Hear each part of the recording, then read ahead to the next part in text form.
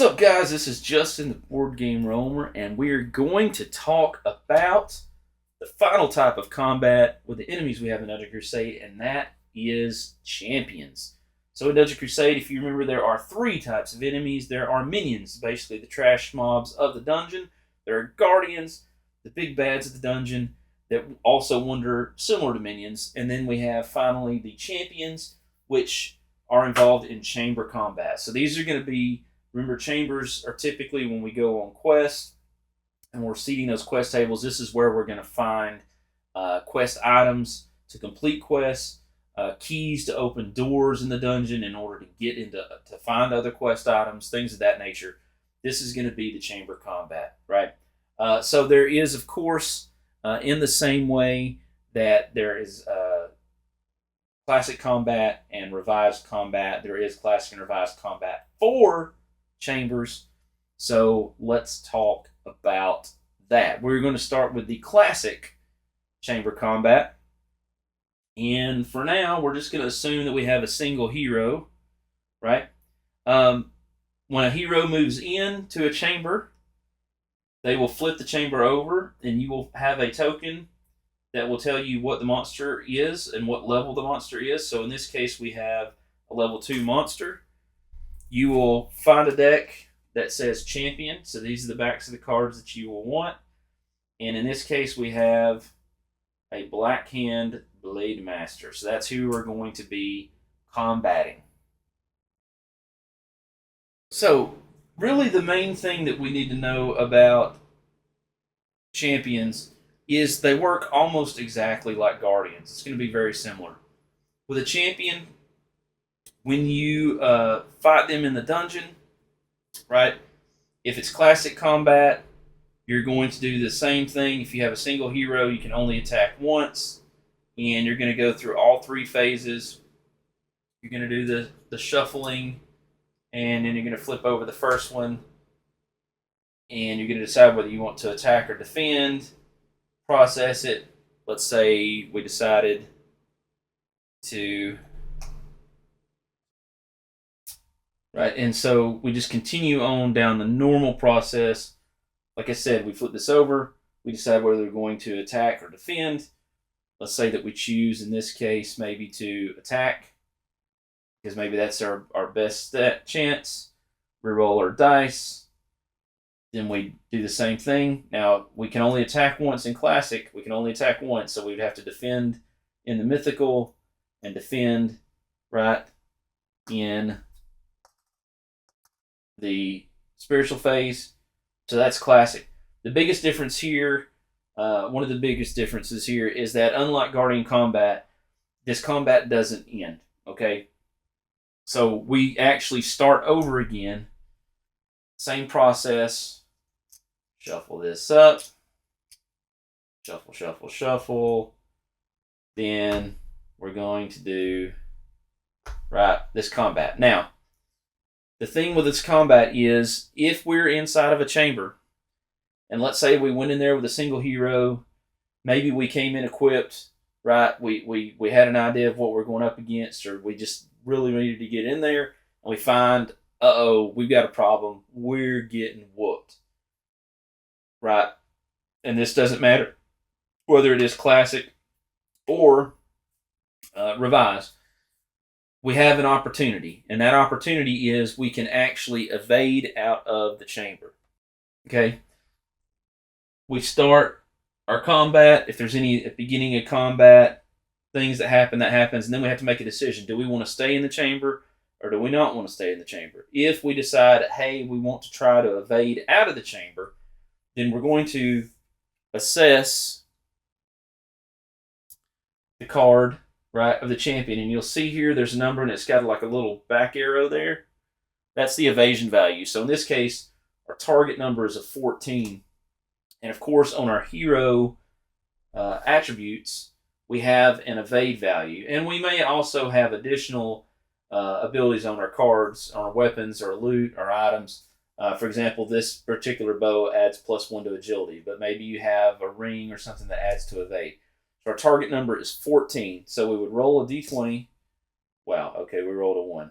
And we would add our evasion, which is a 3. That's a 4. Is that greater than a 14? No. We have to continue fighting.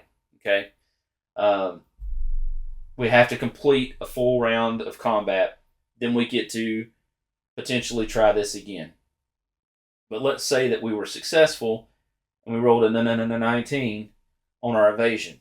So what's going to happen is the terror track is going to go up by 2. Sorry, not the terror track. I said terror track. I meant incantation track. This incantation track is going to go up, and it's going to go up based on the level of the monster. So since this is a level 2 monster, then we would put 2 of these tokens on here, right? And go out of the chamber and go about our merry way, continue on, and come back later and hopefully take this champion out. Remember, with the incantation track, if it gets too high, the terror level goes up, bad things happen. But this is how this evasion is the main way that this terror track goes up, and it's based off of the level of the monster. Okay. Also, when we're talking about these guys, there is a chance that you will come into contact with these cards. These are dual monster cards, right? Dual monster chamber cards. So when you pull this card, they all have a different level, like 1 through 4. It'll say you draw 2 whatever level champions, put them in a stack.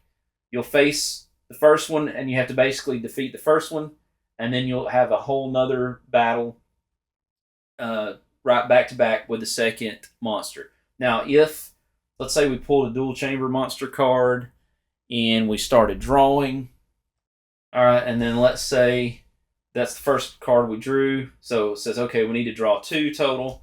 So we draw the first one, and then we draw the second one. If this second one we draw is another dual chamber monster, we just ignore that, and then we would draw another monster champion to take its place. So we would draw a different card. So these are going to be the 2 enemies that we face. I would shuffle them up, put them face down, flip over the first one. So in this case, we fight the Vampiric Assassin, and then we would fight after that this Monster Spider. Probably the better way to do it, honestly, is we draw this. I would draw one, flip it, and fight it. Once I've defeated it, put it on top of this, draw another one. In this case, it's another legitimate one to fight. If I drew another one of those cards, right, the dual chamber cards, then I would just ignore it and draw again. And then, of course, once they're defeated, you're going to shuffle them back into their related champion decks. And, of course, just like Guardians and all that, when these are defeated, minions, when these are defeated, you will do your roll, right? You're going to get the life force. In this case, we'd get 2. It has 3 health, so once we get it to 3 health, it's gone. We get 2 life force, and an 11 would not net us a loot, but it would net us 100 gold. Okay, and that's just a single roll, and you compare that D20 roll against both of those values. All right, so that is classic combat for champion monsters. So now let's talk about revised combat. All right, so revised combat, honestly, again, it's almost just like we initiated the same way that we do in classic combat. We go into the chamber, we flip over our monster token, right? It's a level 2, so we blew the Black Hand Blade Master. Revised combat, if we had not rallied, so let's pretend these guys don't exist. They're out of the picture. So if we did not have, had not rallied any other heroes, it's just these guys, right? Then when we do the combat, we're going to be able to, in this case, attack in all the phases, right? So we don't have to choose, as long as we have the weapons, right? So we have multiple weapons. In this case, we have 2 different weapons. They both do 2 damage, so it doesn't matter which one we use. We would do just like we would With the Guardian combat, roll them up, or shuffle them up, I should say. I said roll them up, shuffle them up, and then flip one over. We're going to do spiritual. So we'd make our spiritual roll. That's a, what is that? 6 and a 3 is a 9 plus 2, 10, 11. Compare that to the value with our hero. Same thing with chaos. And then same thing with mythical.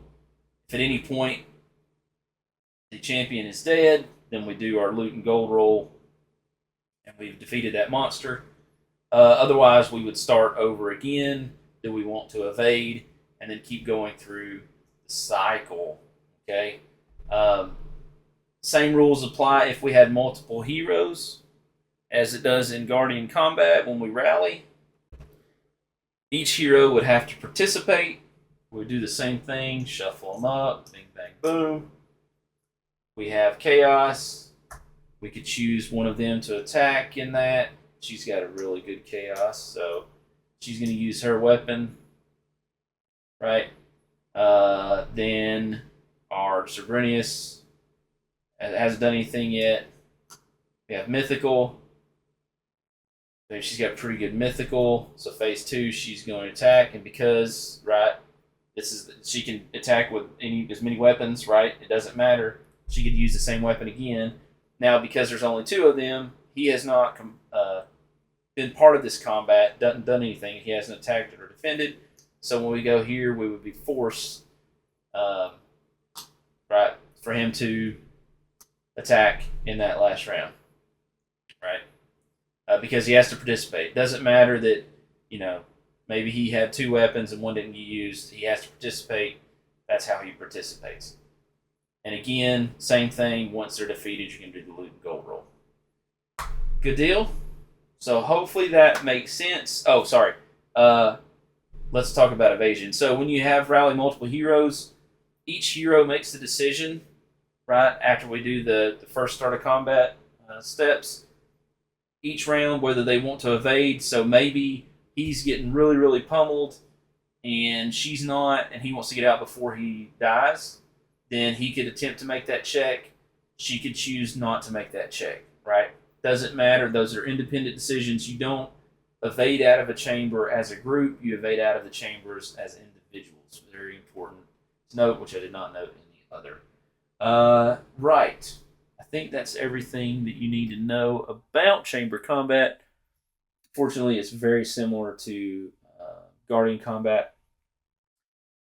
Hopefully that makes sense. If you have any questions or I missed anything, let me know. Thank you guys for watching. Thank you guys for subscribing, being a part of this rulebook series. And I will see you, my friends, in the next video. Bye, guys.